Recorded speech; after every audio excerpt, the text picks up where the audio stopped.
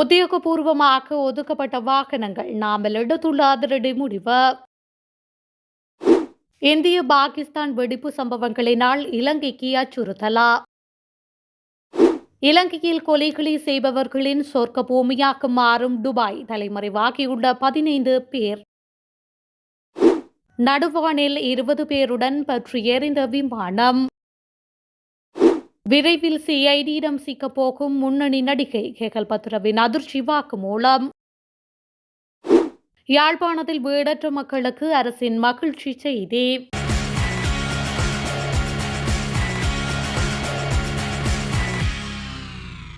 தமக்கும் தமது சக நாடாளுமன்ற உறுப்பினர்களுக்கும் உத்தியோகபூர்வமாக ஒதுக்கப்பட்ட வாகனங்கள் தேவையில்லை என கூறி அந்த 3 வாகனங்களையும் சுகாதார அமைச்சகத்திடம் ஒப்படைக்க முடிவு செய்துள்ளதாக நாடாளுமன்ற உறுப்பினர் நாமல் ராஜபக்ஷ அறிவித்துள்ளார்.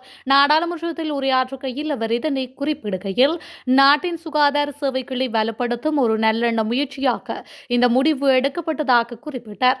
ஜனாதிபதி 4 மணி நேரம் 30 நிமிடங்கள் வரவு செலவு திட்ட உரையை வழங்கியது. அடுத்த ஆண்டும் அதே உரையை ஆவலுடன் எதிர்பார்ப்பதாகவும் நாமல் ராஜபக்ஷ கூறியுள்ளார். அரசியல் வேறுபாடுகள் இருந்தாலும் அரசாங்கத்தின் நடவடிக்கைகளால் பொதுமக்கள் வழிகெடுக்கப்படுவதாக அவர் விவரித்தார். இத்தகைய நடவடிக்கைகளை அம்பலப்படுத்த எதிர்க்கட்சிகள் ஒன்றுபட்டு நிற்கும் என்றும் அவர் வலியுறுத்தியுள்ளார். நவம்பர் 21ஆம் தேதி நடைபெறவுள்ள பேரணி தொடர்பாக எதிர்க்கட்சிகள் அனைத்திடமும் பேச்சுவார்த்தைகள் நடாத்தப்பட்டுள்ளதாகவும் அனைத்து கட்சிகளும் அதை பங்கேற்கும் என்றும் அவர் நம்பிக்கை தெரிவித்துள்ளார்.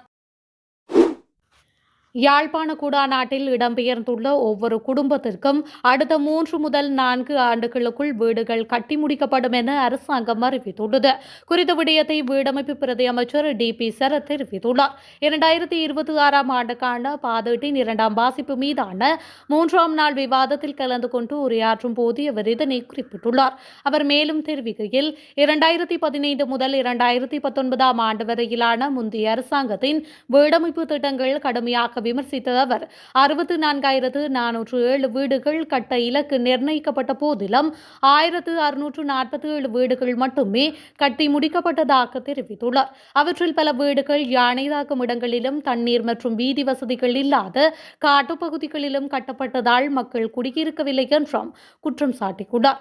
இந்த முறை பாதீட்டில் தோட்ட சமூக மக்களுக்காக 2,500 வீடுகள் கட்ட 5.6 பில்லியன் ரூபாயும், கொழும்பு மற்றும் அதனை அண்டிய பகுதிகளில் அடுத்த 3 ஆண்டுகளுக்குள் 5,000 வீடுகளை நிர்மாணிக்க 15 பில்லியன் ரூபாயும் ஒதுக்கப்பட்டுள்ளதாகவும், வடக்கு கிழக்கில் மோதல்களால் பாதிக்கப்பட்ட மக்களுக்கு 2,445 வீடுகளை நிர்மாணிக்க இந்த ஆண்டு 3.8 பில்லியன் ரூபாய் ஒதுக்கப்பட்டுள்ளது. வடக்கு மற்றும் கிழக்கு பகுதிகளில் வீடொன்றுக்கு தலா 15 லட்சம் ரூபாய் ஒதுக்கப்பட்டுள்ளதுடன் இது மற்ற பிரதேசங்களில் வழங்கப்படும் ரூபாய் 10 லட்சம் தொகையை விட அதிகமாகும் என்றும் அவர் மேலும் தெரிவித்துள்ளார். கொலை உள்ளிட்ட குற்றங்களுக்காக இன்டர்போலால் சிவப்பு பிடியாணை பிறப்பிக்கப்பட்ட 82 இலங்கை குற்றவாளிகளில் 15 பேர் ஐக்கிய அரபு எமிரேட்ஸில் இருப்பது உறுதி செய்யப்பட்டுள்ளது. நாட்டின் பாதுகாப்பு படையினர் இதை உறுதிப்படுத்தியுள்ளனர். இது தொடர்பில் ஏற்கனவே இன்டர்போலுக்கு தகவல் வழங்கப்பட்டுள்ளது. சிவப்பு அறிவிப்புகளை பெறுபவர்களை நாட்டின் பாதுகாப்பு படையினர் உன்னிப்பாக கண்காணித்து வருவதாகவும் கூறப்படுகின்றது. கடந்த அக்டோபர் மாதம் பாதாள உலகில் கைது செய்யப்பட்ட பிரபல போதைப்பொருள் கடத்தல்காரரான லலித் கன்னகராவை விரைவாக நாடு கடத்த துபாய் போலீசார் நடவடிக்கை எடுத்தனர். எனினும் லலித் கன்னகரா துபாய் உயர் நீதிமன்றத்தில் மேல்முறையீடு செய்துள்ளதால் வழக்கு முடியும் வரை இலங்கைக்கு அழைத்து வர முடியாது என்று சிரேஷ்ட போலீஸ் அதிகாரி ஒருவர் தெரிவித்துள்ளார். ஹெகல்பத்ர பத்மி வழங்கிய வாக்குமூலத்தின் அடிப்படையில் ஒரு முன்னணி நடிகை ஒருவர் விரைவில் குற்றப்புலனாய்வு திணைக்களத்திற்கு அழைக்கப்படுவார் என தெரிவிக்கப்படுகின்றது. கைது செய்யப்பட்டு தடுப்பு காவலில் வைக்கப்பட்டுள்ள ஹெகல்பத்ர பத்மி குற்றப்புலனாய்வுத்துறையிடம் வாக்குமூலம் அளித்துள்ளார். அதன்படி நாட்டின் பிரபல நடிகை ஒருவரிடமிருந்து ஒரு திரைப்படத்தை தயாரித்து அதில் முக்கிய வேடத்தில் நடிக்க அழைப்பு வந்ததாக அவர் கூறியுள்ளார். மேலும் குறித்த நடிகையும் ஹெகல்பத்ர பத்மியும் துபாயில் ஒரு புத்தாண்டு கொண்டாட்டத்தில் சந்தித்த நிலையில் இந்த அழைப்பு விடுக்கப்பட்டதாக பத்மி குறிப்பிட்டுள்ளார். அதன்போது பத்மி தன்னை துபாயை சேர்ந்த பில்லியனர் தொழிலதிபர் என்று குறித்த நடிகைக்கு அறிமுகப்படுத்திக் கொண்டதாகவும் அவரது போலி உருவப்படத்தால் ஏமாற்றப்பட்ட இந்த படத்திற்கு அழைப்பு விடுத்திருக்கலாம் என்றும் புலனாய்வாளர்கள் சந்தேகிக்கின்றனர். இந்த நிலையில் விசாரணையில் சம்பந்தப்பட்ட நடிகை துபாய்க்கு அடிக்கடி பயணிப்பவர் என்பதும் தெரிய வந்துள்ளது.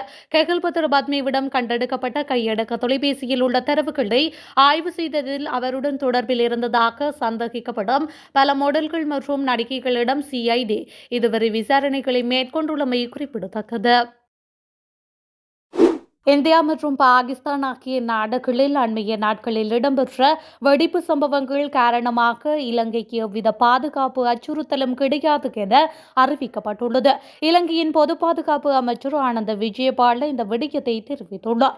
இலங்கையில் புலனாய்வு பிரிவினர் மிகுந்த கூர்மையாக செயல்பட்டு வருவதாகவும் இதனால் இலங்கையின் பாதுகாப்பு தொடர்பில் எவ்வித பிரச்சினைகளும் கிடையாது எனவும் அவர் தெரிவித்துள்ளார். இலங்கைக்கு இவ்வாறான அச்சுறுத்தல்கள் தொடர்பில் எவ்வித தகவல்களும் கிடைக்கப்பெறவில்லை என அவர் தெரிவித்துள்ளார்.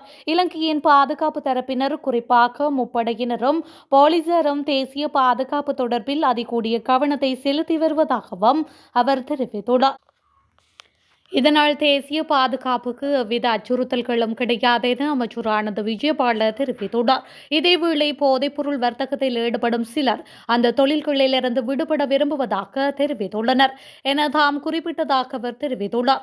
போதைப்பொருள் வர்த்தகத்தில் ஈடுபடும் நபர்கள் அந்த நடவடிக்கையில் இருந்து விடுபட விரும்புவது ஆரோக்கியமான விடயமே என அவர் தெரிவித்துள்ளார்.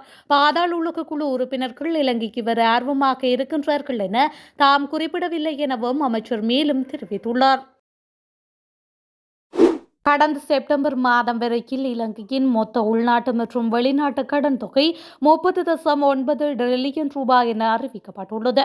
தொழிலாளர் அமைச்சர் பேராசிரியர் அனில் ஜெயந்த பெர்னாண்டோ இந்த விடயத்தை தெரிவித்துள்ளார். எதிர்க்கட்சித் தலைவர் சஜித் பிரேமதாஸ் அவர்கள் 27(2) பிரிவின் கீழ் எழுப்பிய கேள்விக்கு பதிலளிக்கும் போது அவர் இதனை குறிப்பிட்டுள்ளார். அந்த மொத்த கடனில் உள்நாட்டு கடன் 19.6 டிரில்லியன் ரூபாவும் வெளிநாட்டு கடன் 11.3 டிரில்லியன் ரூபாவாகவும் உள்ளடங்கியுள்ளன.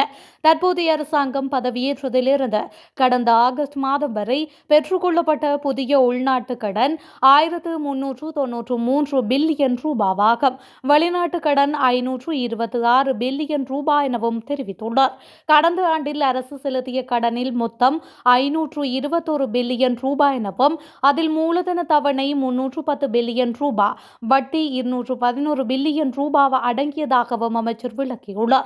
மேலும் உள்நாட்டு கடனுக்கான தவணை 5391 பில்லியன் ரூபாவும் வட்டி 1340 பில்லியன் ரூபாய் எனவும் மொத்தம் 6731 பில்லியன் ரூபாவும் செலுத்தப்பட்டுள்ளதாகவும் அவர் குறிப்பிட்டுள்ளார். அடுத்த 5 ஆண்டுகளில் நாட்டின் பொருளாதார வளர்ச்சி விகிதத்தை குறைந்தபட்சம் 4.5% அளவில் நிலைநிறுத்த அரசாங்கம் எதிர்பார்க்கின்றது எனவும் அமைச்சர் அனில் ஜெயந்த பெர்னாண்டோ தெரிவித்துள்ளார். அஜர்பைஜான் எல்லைக்கருகில் ஜார்ஜியாவில் 20 பேருடன் சென்ற துருக்கிய ராணுவ விமானம் விபத்துக்குள்ளானதாக துருக்கியின் பாதுகாப்பு அமைச்சகம் தெரிவித்துள்ளது. நேற்றைய தினம் அஜர்பைஜானில் இருந்து புறப்பட்ட C-130 சரக்கு விமானம் விபத்துக்குள்ளான காரணம் மற்றும் உயிரிழப்புகளின் எண்ணிக்கை குறித்து தகவல்கள் எதுவும் வெளியிடப்படவில்லை. இருப்பினும் துருக்கி மற்றும் அஜர்பைஜான் ஆகிய 2 நாடுகளிலும் உயிரிழப்புகள் ஏற்பட்டுள்ளதாக குறிப்பிடப்பட்டுள்ளன. துருக்கியின் பாதுகாப்பு அமைச்சகம் விமான குழுவினர் 20 துருக்கி பணியாளர்கள் C-130 விமானத்தில் இருந்ததாக கூறியது. ஆனால் பிற நாட்டினரை சேர்ந்த பயணிகள் தொடர்பில் குறிப்பிடப்படவில்லை என சர்வதேச ஊடகங்கள் செய்தி வெளியிட்டுள்ளன.